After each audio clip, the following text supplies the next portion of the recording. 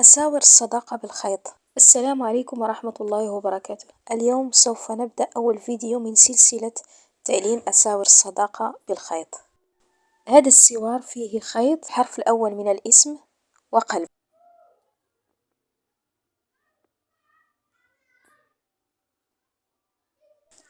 سنحتاج لهذا العمل خيطين مقاس كل واحد منهما 38 سنتيمتر. سنحتاج كذلك خيط طويل مقاسه 150 سنتيمتر، ثم خيط قصير مقاسه 30 سنتيمتر من أجل القفل، وأخيرا حرف قلب و4 حبات خرز. الآن سوف نأخذ الخيطين اللذين مقاسهما 38 سنتيمتر، ثم نقيس 12 سنتيمتر ونصف، ثم نقوم بوضع ثم نثبتهما بالشريط اللاصق أو السكوتش لنبدأ العمل. نأخذ قلم نضعه تحت هذين الخيطين، ثم نثبت الخيط من الأسفل بالشريط اللاصق. هذا القلم سيساعدنا على العمل بسهولة. نأخذ ذلك الخيط الكبير الذي مقاسه 150 سنتيمتر، ندخله تحت هذه الخيوط كما تشاهدون، ثم نحاول أن نطويه على 2 كي نحصل على منتصف الخيط.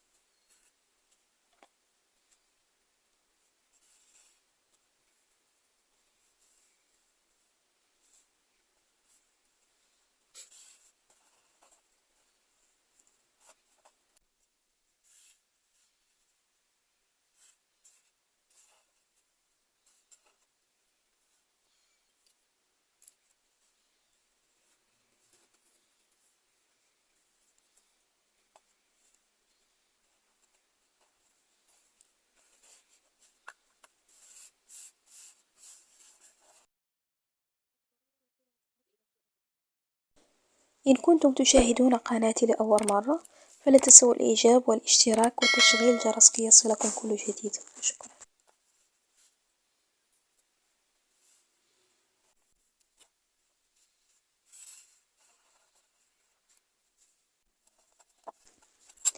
الآن سوف نقيس هل وصلنا ل5 سنتيمتر ونصف كي نضيف بعده الحرف والقلب، ويبدو أنه يلزمني نصف سنتيمتر من العقدة.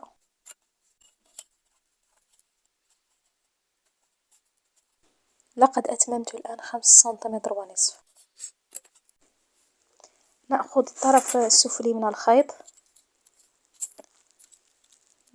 نقوم بحرق أطرافه كي ندخل فيهما معا، في الخيطين معا الحرف، ثم نضيف كذلك القلب.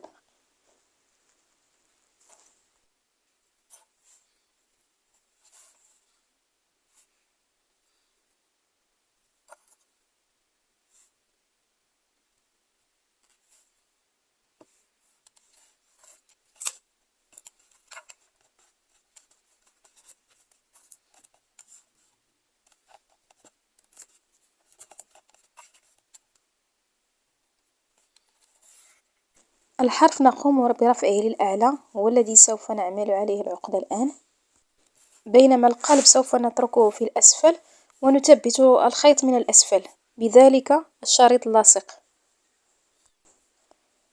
الآن سوف نقوم بعمل عقدتين بعد الحرف، ونحاول أن يكون الخيط في جوانب الحرف ألا يميل عن جوانبه، ونحاول تثبيته جيدا.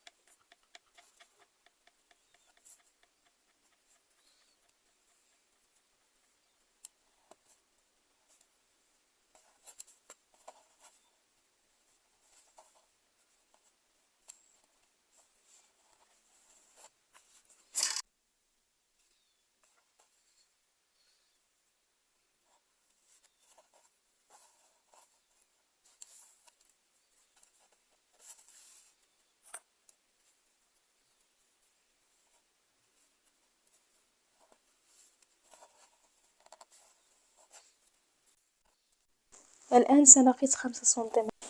بالمناسبة هذه مقاسات يدي، كل على حسب مقاس يدي. أنا تقريبا مقاس المجموع 12 سنتيمتر بهذه العقدة، وكذلك بالحروف وحرف والقلب وأي شيء.